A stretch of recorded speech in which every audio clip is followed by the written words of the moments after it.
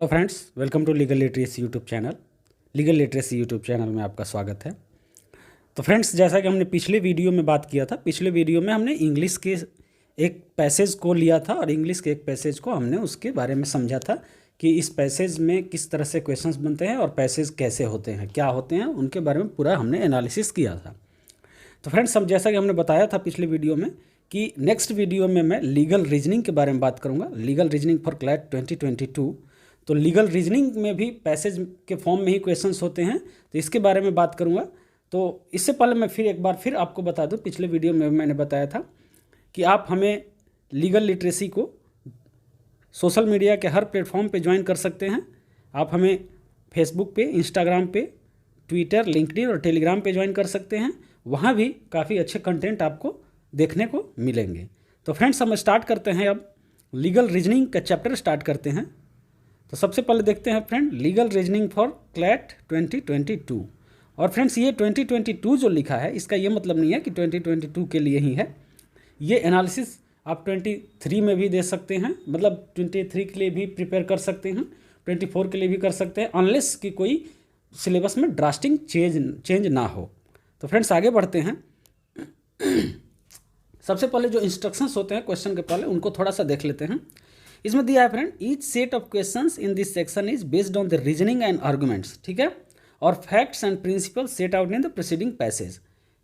Some of these principles may not be true in the real or legal sense, yet you must consciously assume that they are true for the purpose of this section. कहने का मतलब friends कि एक passage होगा, वो passage में reasoning arguments के basis पे होगा, जो फैक्ट्स कुछ दिए रहेंगे, कुछ प्रिंसिपल्स दिए रहेंगे इस पैसेज में। हो सकता है कुछ प्रिंसिपल्स या फैक्ट्स जो कि रियल लीगल सेंस में सही ना हो, लेकिन आपको वहाँ पे रियल लीगल सेंस नहीं लगाना है। यहाँ पे जो पैसेज में दिया हुआ है वहीं आपको सही मान के चलना है, उसी के बेसिस पे आंसर देना है। Please answer each question on the basis of what is stated or implied in the corresponding passage. Okay, आपको अपना दिमाग वहाँ पे नहीं लगाना है। Do not rely on any principle of law other than the ones supplied to you, and do not assume any facts other than those supplied to you when answering the questions. ठीक है, ये समझ में आ गया। In some instances, more than one options, ये जैसे English में दिया हुआ था, more than one option may be the answer to the question. In such a case, please choose the option that most accurately and comprehensively answers the question. ठीक है, अब आते हैं पैसेज पे फ्रेंड। पैसेज पे आप देखना, पैसेज में थोड़ा नोट्स भी बनाते रहना, दिमाग में नोट्स बनाते रहना। वैसे अगर रफ कॉपी आप एग्ज़ाम में भी लेके जाओगे, उस पर भी थोड़ा थोड़ा नोट कर लेना। फ्रेंड्स, एक पैसेज है, यहाँ स्टार्ट करते हैं। पैसेज रिलेटेड किससे है, तो आप जहाँ भी आर्टिकल देख रहे होंगे, ये सब आर्टिकल दिख रहा है, इन आर्टिकल्स का मतलब ये कॉन्स्टिट्यूशन ऑफ इंडिया से रिलेटेड है। तो फ्रेंड्स, अगर लीगल रीजनिंग का प्रिपरेशन आपको करना है तो आपको कोई ना कोई लीगल आर्टिकल्स आप पढ़ेंगे। जैसे द हिंदू में आता है न्यूज़पेपर में, न्यूज़पेपर पढ़ने का यही फ़ायदा है फ्रेंड। न्यूज़पेपर से आपके 3 सब्जेक्ट्स, एटलीस्ट 3 सब्जेक्ट्स का प्रिपरेशन इजी होता है। इंग्लिश का, इसके बाद current affairs including general knowledge, वो भी अब लीगल करंट अफेयर्स ज़्यादा होने लगा है, और फिर लीगल रीजनिंग। अब आते हैं फ्रेंड, देखते हैं। The population of A state is divided into 2 categories, citizens and non citizens. ठीक है, सिटीजन्स एंड नॉन सिटीजन्स के बीच में पॉपुलेशन डिवाइड किया जाता है। A citizen of a state enjoys all civil and political rights. A non-citizen, on the other hand, does not enjoy all these rights. Citizens को सारे rights मिलते हैं और नॉन सिटीजन्स को सारे राइट नहीं मिलते। हमारे पास जो फंडामेंटल राइट्स हैं वो कुछ सिटीजन्स को, सिर्फ सिटीजन्स को मिलते हैं, और कुछ फंडामेंटल राइट्स हैं जो सिटीजन्स एंड नॉन सिटीजन्स दोनों को मिलते हैं, मतलब एलियंस जिनको हम बोलते हैं।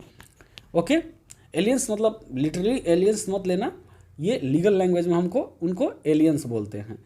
तो फ्रेंड्स, अगर फंडामेंटल राइट्स में आपको ये जानना है कि कौन कौन से फंडामेंटल राइट्स ओनली सिटीजन्स को अवेलेबल हैं, कौन से नॉन सिटीजन्स को भी अवेलेबल हैं, इसके लिए हमारे चैनल आप एनालिसिस करें, चैनल विजिट करें, और चैनल पे काफ़ी अच्छी अच्छी वीडियोस आपको मिल जाएगी फंडामेंटल राइट्स पे। कॉन्स्टिट्यूशन का पूरा एक सीरीज मिलेगा, उसको कंटिन्यू कर रहे हैं, आगे उस पर और भी वीडियोज़ आएंगी, आप फॉलो करते रहें। फ्रेंड्स, यहाँ पे दे है, Under the Indian Constitution, certain fundamental rights are available only to the citizens. Namely, कौन कौन से, अब ये आपके क्वेश्चंस में भी काम करेंगे, ये आप ध्यान रखना। Rights against discrimination on the ground of religion, race, caste, sex और प्लेस ऑफ बर्थ, ये आर्टिकल 15 है। कौन सा? आर्टिकल 15 ओनली फॉर सिटीजनशिप के लिए अवेलेबल है। आर्टिकल 15 क्या है? Rights against discrimination on the grounds of religion, race, caste, sex और प्लेस ऑफ बर्थ। ये जो डिस्क्रिमिनेशन है, इन ग्राउंड्स पे डिस्क्रिमिनेशन आप नहीं कर सकते हैं, सरकार नहीं कर सकती है। किसके लिए? सिर्फ सिटीजन्स को अवेलेबल है। ये जो नॉन सिटीजन्स हैं उनके साथ किया जा सकता है। ये क्या है? Article 15। Okay. Right to equality of opportunity in matters of public employment, article 16। Public employment में जो इक्वलिटी ऑफ अपॉर्चुनिटी होता है वो सिर्फ और सिर्फ सिटीजन्स के लिए अवेलेबल है।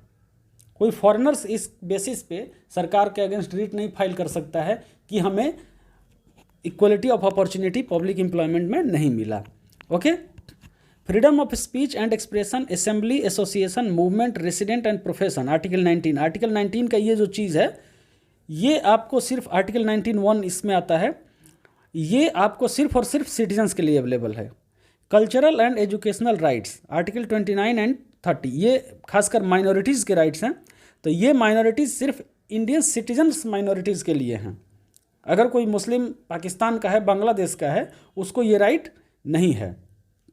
And the right to vote and become member of the union and state legislature, ये जो राइट है वोट देने का और यूनियन एंड स्टेट लेजिस्लेचर में मेंबर बनने का, ये सिर्फ और सिर्फ किसके लिए अवेलेबल है?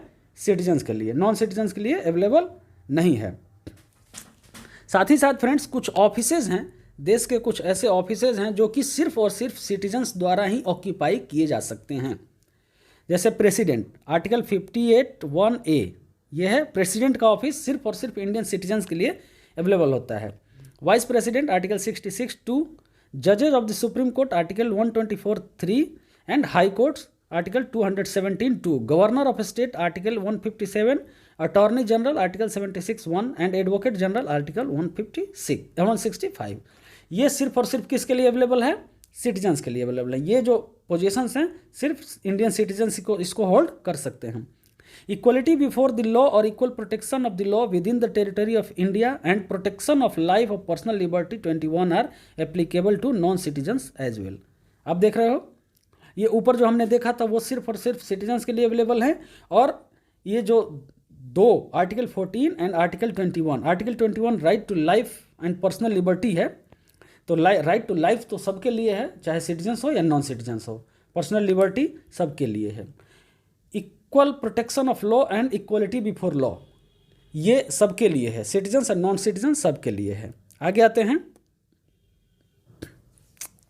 अब यहाँ पे देखते हैं friends, the Indian constitution does not prescribe a permanent provision relating to citizenship in India. Indian constitution में कोई भी परमानेंट प्रोविजन सिटीजनशिप से रिलेटेड नहीं है। It simply describes categories of persons who are deemed to be citizens of India on the day of the Indian constitution were promulgated on January 26, 1950 and lifts citizenship to be regulated by law made by the parliament। हमारा constitution, Indian constitution citizenship के बारे में बात करता है only 26 जनवरी 1950, जब हमारा constitution शामिल हुआ था, मतलब लागू हुआ था, उस दिन कौन इंडियन सिटीजन है और कौन इंडियन सिटीजन नहीं है, इसके बारे में सिर्फ बात करता है। लेकिन और बाकी की जो बात करता है, सिटीजनशिप कैसे एक्वायर किया जा सकता है, कैसे सीज किया जा सकता है, कैसे क्या किया जा सकता है, इसके बारे में वो दे रहा है कि पार्लियामेंट इसके बिहाफ पे एक लॉ बना सकता है, और पार्लियामेंट ने लॉ पास भी किया है। जैसे देखो, article 11 of the constitution confers power on parliament to make laws regarding citizenship. Article 11 of the constitution देता है ये पावर पार्लियामेंट को कि सिटीजनशिप के रिगार्डिंग आप लॉ बना सकते हैं। The Indian citizenship act 1955 was enacted in exercise of this provision. इसके लिए इंडियन सिटीजनशिप एक्ट 1955 पास कर दिया जा चुका है।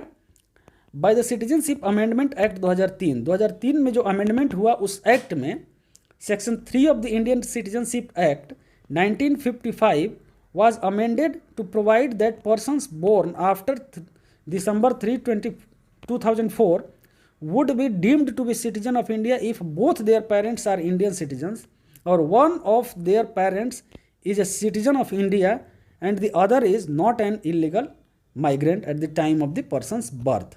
अब देखो, 2003 का जो अमेंडमेंट हुआ सिटीजनशिप अमेंडमेंट एक्ट में, सेक्शन 3 में अमेंडमेंट हुआ, और सेक्शन 3 में क्या अमेंड किया गया कि कोई भी पर्सन 3 दिसंबर 2004 के बाद जन्म लिया है वो इंडियन सिटीजन माना जाएगा।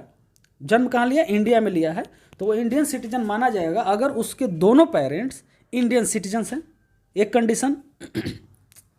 दूसरा कंडीशन कि उसके कोई एक पेरेंट इंडियन सिटीजन है और दूसरा जो पेरेंट है वो इलीगल माइग्रेंट ना हो उस बच्चे के बर्थ के समय में। ठीक है, अब आते हैं इलीगल माइग्रेंट का मतलब क्या होता है। इसमें ये दिया हुआ है, illegal migrant under the Indian citizenship act 1955 means a foreigner who has entered India without a valid passport or travel documents, or with a valid passport or travel documents but remained in the country beyond the permitted period of time। Illegal migrant का मतलब क्या होता है कि कोई भी foreigner जो India में इंटर करता है बिना वैलिड पासपोर्ट और बिना ट्रैवल डॉक्यूमेंट्स के, वो इलीगल माइग्रेंट है, या फिर वैलिड पासपोर्ट और ट्रैवल डॉक्यूमेंट के साथ भी इंडिया में एंटर करता है, और इंडिया में एंटर करने के बाद क्या करता है, वो जो प्रिस्क्राइब्ड उसका टाइम है कि आप 6 महीने के लिए आपको वीज़ा मिला है, 2 महीने के लिए वीज़ा मिला है, उसके बाद भी वो इंडिया में रह रहा है। ओके, अब आता है if the central government is of the opinion that an applicant is a person who has rendered distinguished service to the cause of science, philosophy, art, literature, world peace and human progress generally, it may under section 6 waive all or any condition specified to attain Indian citizenship. अगर central government को लगता है कि जो citizenship के लिए जिसने apply किया है वो एक डिस्टिंग्विश्ड सर्विस दिया है, मतलब काफ़ी एक वर्ल्ड को एक अच्छी सर्विस दिया। सर्विस देने का मतलब कि वो कोई एक्सपर्ट है किसी चीज़ में, साइंस में, फिलॉसफी में, आर्ट में, लिटरेचर में, वर्ल्ड पीस में, ह्यूमन प्रोग्रेस में, जनरली ये सारी चीज़ें हैं।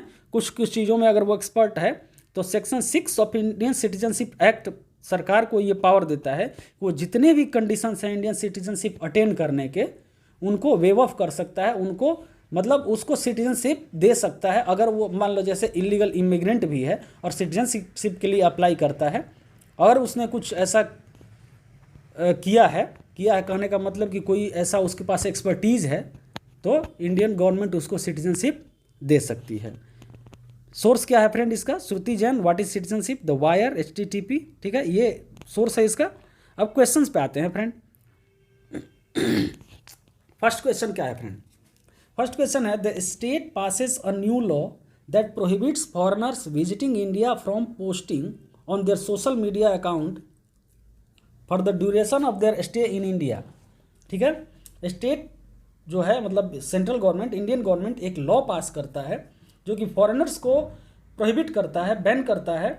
जो इंडियन विजिट कर रहे हैं जो फॉरेनर, उनको अपने सोशल मीडिया अकाउंट पे कुछ समय के लिए, जब तक वो इंडिया में है, कुछ भी पोस्ट करने से उनको बार करता है।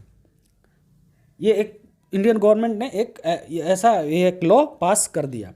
अब देखो एलेक्स है, foreigner visiting India challenges this law on the ground that it violates the fundamental rights of foreigners in India. Will Alex challenge succeeded?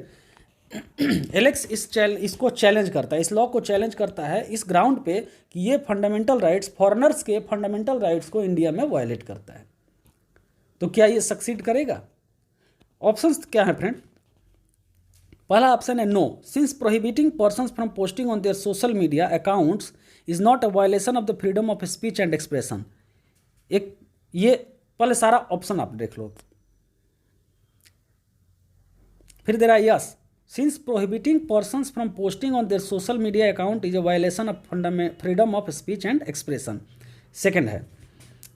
Third है no, since the fundamental right to freedom of speech and expression is only available to citizens and foreigners staying in India temporarily are not citizens. ठीक है, D देखो yes, since all foreigners have right to post on their social media accounts and government can not restrict the right. Friends ये देख रहे हो आप, no, आप इसमें या तो यस होगा या नो होगा। ओके, एलेक्स विल सक्सीड और एलेक्स विल नॉट सक्सीड, दो है।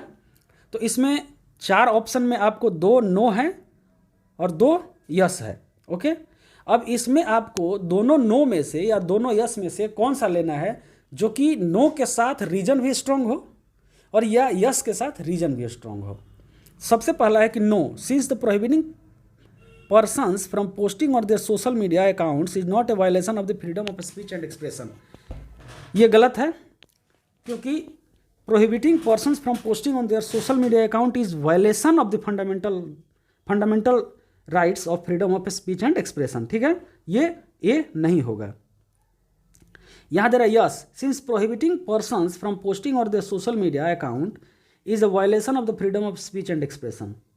ये सही है, ठीक है, लेकिन इस क्वेश्चन के आंसर में यह सही नहीं है, क्योंकि यहां बात एक पर्टिकुलर इंसान की हो रही, एलेक्स की हो रही है। थर्ड है no, since the fundamental right to freedom of speech and expression is only available to citizens and foreigners staying in India temporarily are not citizens. जैसा कि हमने सबसे पहले पढ़ा था कि कौन कौन से फंडामेंटल राइट्स सिर्फ और सिर्फ सिटीजन्स के लिए अवेलेबल हैं, तो उसमें freedom of speech and expression जो आर्टिकल 19 था वो भी सिर्फ और सिर्फ सिटीजन्स के लिए अवेलेबल है, और ये एलेक्स जो है फॉरेनर है, वो सिटीजन नहीं है, तो आपका आंसर सी होगा। आगे आते हैं। Alex was born in Germany in 2005। ठीक है, her mother is an Indian citizen who normally resides in New Delhi. समझ आ रहा है? Her father is a German citizen who had visited India often before Alex birth. ठीक है, एलेक्स के birth से पहले वो विजिट करते थे ओकेजनली विदाउट अ वीज़ा, बिना वीज़ा के। Alex application for Indian citizenship is rejected on the grounds that she does not qualify as a citizen under section 3 of the Indian citizenship act. If Alex challenges this decision based only on the information set out in the passage above and in this question will he succeed.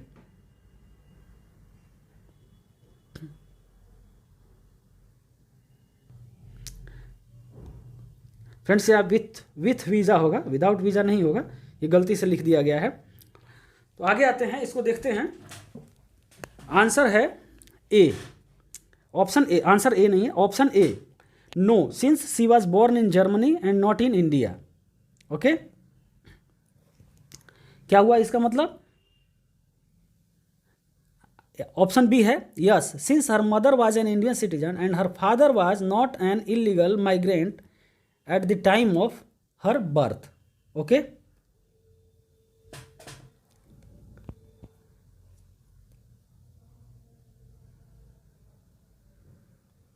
Sorry with नहीं होगा friend, without ही है, ये सही लिखा हुआ है।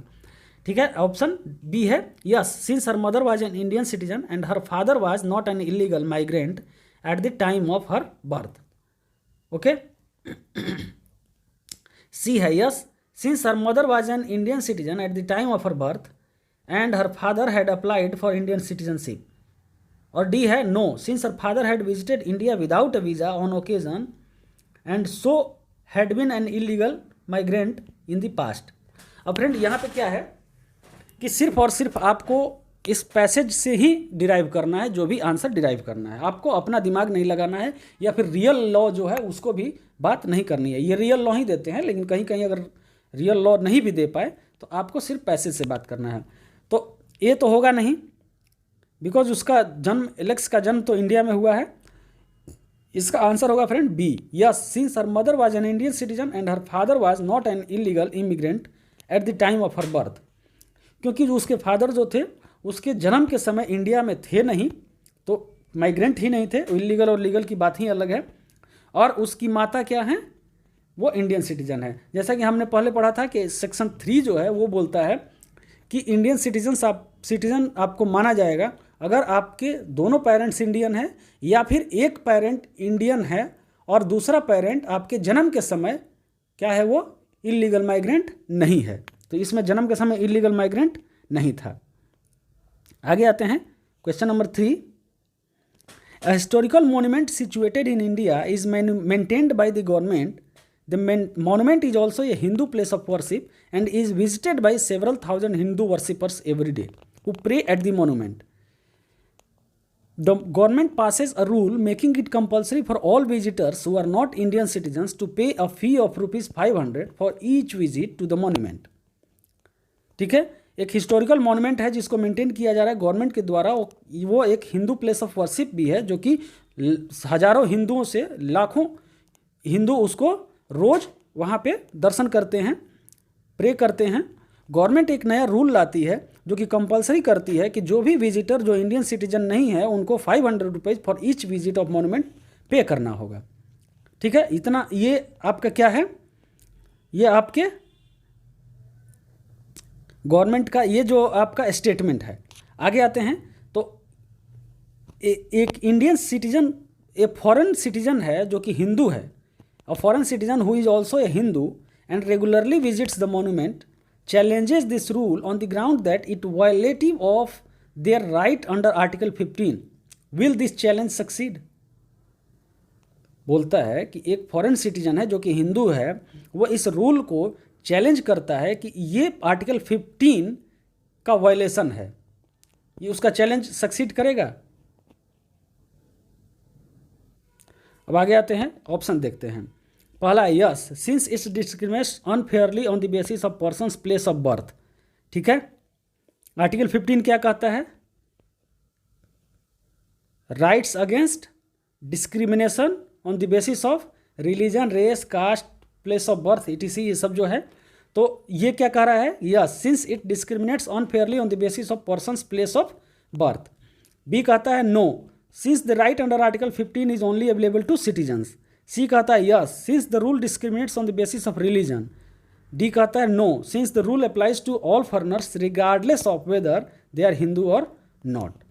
अब देखो, पहला कहता है कि हाँ ये सक्सीड करेगा क्योंकि ये अनफेयरली पर्सन के प्लेस ऑफ बर्थ के बेसिस पे ये डिस्क्रिमिनेट करता है, ये रूल गवर्नमेंट का। ओके। बी कहता है कि वो सक्सीड नहीं करेगा क्योंकि आर्टिकल 15 जो है वो only available to the citizens.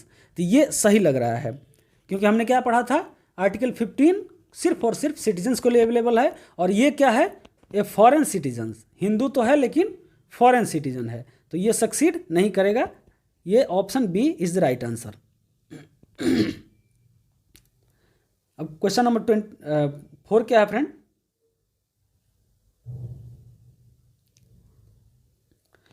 Sheila is an English citizen, ठीक है, who has made remarkable discoveries in the field of robotics.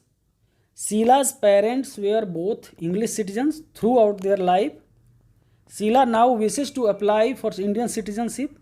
Which of the following would most likely help her application succeed? Sheila एक English citizen है जिसने कि robotics के field में बहुत सारी डिस्कवरीज की हैं, बहुत सारी खोज की है। शीला के दोनों पेरेंट्स इंग्लिश सिटीजन हैं। शीला को इंडिया से कोई लेना देना नहीं है, उसके कोई भी पेरेंट्स इंडियन नहीं हैं। शीला अब चाहती है इंडियन सिटीजनशिप मतलब सिटीजनशिप एक्वायर करना। तो इन चारों ऑप्शंस में से कौन सा ऐसा ऑप्शन है जो कि शीला का हेल्प करेगा उसको इंडियन सिटीजनशिप दिलाने में? पहला ऑप्शन है, since Sheila's parents were both citizens throughout their life and were not illegal migrants at any time, she should be given on Indian citizenship. ये नहीं होगा। While Sheila may be an English citizen, she is an Indian ethnicity and so should be allowed to become a citizen of India. ये भी नहीं होगा क्योंकि इसकी बात ही नहीं है कि इंडियन एथनिसिटी की है कि नहीं है। अब देखो option C, since Sheila is keen to acquire Indian citizenship despite being a citizen of a first world country, the government should allow her to become an Indian citizen as this will increase India's international status. ये तो होगा नहीं। ये कह रहा है कि शीला अगर इंडियन सिटीजनशिप इस बात के बाद भी लेने के लिए आतुर है कि वो फर्स्ट वर्ल्ड कंट्री से आती है, तो गवर्नमेंट को इंडियन सिटीजनशिप उसको देना चाहिए जिससे कि हमारी इंटरनेशनल स्टेटस बढ़ेगा, इंटरनेशनल छवि हमारी अच्छी होगी। ये भी नहीं होगा, ये तो किसी भी कीमत पे नहीं होगा। ऑप्शन डी है, since Sheila has made significant contribution to science the government should use its power under section 6 when considering her application. Section 6 क्या कहता है इंडियन सिटीजनशिप एक्ट का? कहता है कि गवर्नमेंट जो भी कंडीशन है वो वेव ऑफ कर सकती है इंडियन सिटीजनशिप एक्वायर करने का, अगर आप किसी भी फील्ड में, जैसे कई सारे फील्ड के एग्जांपल्स दिए गए हैं, उसमें आप अगर कोई एक्स्ट्रा एक्स्ट्रा ऑर्डिनरी सर्विस आपने दिया है, खोज किया है, उसमें आपकी एक्सपर्टीज़ है। तो चूँकि शीला जो है रोबोटिक्स के फील्ड में बहुत सारी डिस्कवरीज की है, तो इसमें सेक्शन 6 जो है इसकी मदद कर सकता है। गवर्नमेंट बाकी कंडीशंस की both of parents should be Indian citizens, और बाकी जो है कि one of the parents should be Indian citizens, ये सारा वेव ऑफ करके इनको सिटीजनशिप दे सकती है। नेक्स्ट में आते हैं फ्रेंड, नेक्स्ट क्वेश्चन है, Sahil was born in Tanzania to parents who are both Tanzanian citizens. He studied law in India between 2002 and 2007 and later made a mark for himself as a lawyer in the trial courts. He also acquired Indian citizenship while studying law in India and has now been nominated as a judge of the State High Court. Which of the following, if true, would weaken Sahil's right to be appointed as a judge of the High Court? Okay? साहिल एक Tanzanian parents का बेटा है, Tanzanian, उसके दोनों parents Tanzanian थे। वो 2002 से 2007 के बीच में इंडिया में लॉ पढ़ा और बाद में as a lawyer trial court में यहीं पे एनरोल हुआ। बाद में फिर उसने इंडियन सिटीजनशिप एक्वायर किया और आगे चल के उसको हाई कोर्ट के जज के लिए नॉमिनेट किया गया। तो इनमें से कौन सा ऐसा स्टेटमेंट है जो कि उसके जज बनने के, जज के अपॉइंटमेंट को वीकेन कर रहा है, कमज़ोर कर रहा है? तो फ्रेंड्स ऑप्शन देखते हैं। Article 217(2) is amended to provide that only persons born in India may be appointed जजेस ऑफ हाई कोर्ट्स, एक चीज़ ये हो गया। दूसरा, the Indian citizenship act 1955 is amended to provide that after December 31, 2019 a person who is born outside Indian cannot become a citizen of India. ये तो होगा नहीं, क्योंकि सिटीजन ऑफ इंडिया तो वो ऑलरेडी हो चुका है। The constitution is amended and all fundamental rights are extended to all persons regardless of whether they are citizens और नॉट। ये भी नहीं होगा, क्योंकि ये तो वीकेन नहीं कर रहा है, ये तो स्ट्रॉन्ग कर रहा है उसके पॉइंट को, उसके सक्सेशन को, मतलब सक्सेस रेट को वो हेल्प कर रहा है। ये भी नहीं होगा। Article 124(3) is amended to provide that only persons born in India may be appointed जजेस ऑफ द सुप्रीम कोर्ट। ये भी नहीं होगा, क्योंकि बात यहाँ किसकी चल रही है? हाई कोर्ट की चल रही है। Option A, article 217(2) is amended to provide that only persons born in India may be appointed जजेस ऑफ हाई कोर्ट। ये वीक कर रहा है। वैसे पर्सन जिनका जन्म इंडिया में हुआ हो वही इंडिया के किसी भी हाई कोर्ट में जज, एज ए जज अपॉइंट हो सकते हैं। ये कौन कहता है? आर्टिकल 217(2) को अमेंड किया गया है। ये हमें कहाँ से लेना है? सिर्फ और सिर्फ पैसेज से लेना है। ओके, एक चीज़ ये हो गया। तो option A is the right answer. उम्मीद है फ्रेंड लीगल रीजनिंग का आपको कॉन्सेप्ट भी समझ आया होगा कि लीगल रीजनिंग किस तरह से आता है, किस तरह से इसकी प्रिपरेशन करनी है। तो फ्रेंड्स, लीगल रीजनिंग का प्रिपरेशन करने के लिए बेस्ट वे है कि ज़्यादा से ज़्यादा आप प्रैक्टिस करें, और प्रैक्टिस करने के साथ साथ इस चैनल को, हमारे चैनल को फॉलो करते रहें, हमें कमेंट करते रहें, बताते रहें। अगर कभी लगे आपको कि हम कुछ मिस कर रहे हैं, मिस करने का मतलब कि कभी हम लीगल रीजनिंग या इंग्लिश का जो क्लास है आपको नहीं करा पा रहे हैं, तो आप हमें रिमाइंड कर सकते हैं। हमें टेलीग्राम चैनल पे बता सकते हैं, हमें इंस्टाग्राम पे बता सकते हैं, फेसबुक पेज लाइक करके कहीं भी हमें आप रिमाइंड कर सकते हैं, कमेंट में रिमाइंड कर सकते हैं कि सर आपका आज का लेक्चर नहीं आया, आज लेक्चर अपलोड करें। तो हम आपकी बात सुनेंगे और आपके लिए लेक्चर अवेलेबल कराएंगे। तो फ्रेंड्स, ये लीगल रीजनिंग था। इसके बाद हम बात करेंगे general knowledge including current affairs including general knowledge. तो उम्मीद है फ्रेंड्स ये आपके लिए बेनिफिशियल रहा होगा। अच्छा लगा लाइक करें, शेयर करें एंड सब्सक्राइब करें। धन्यवाद।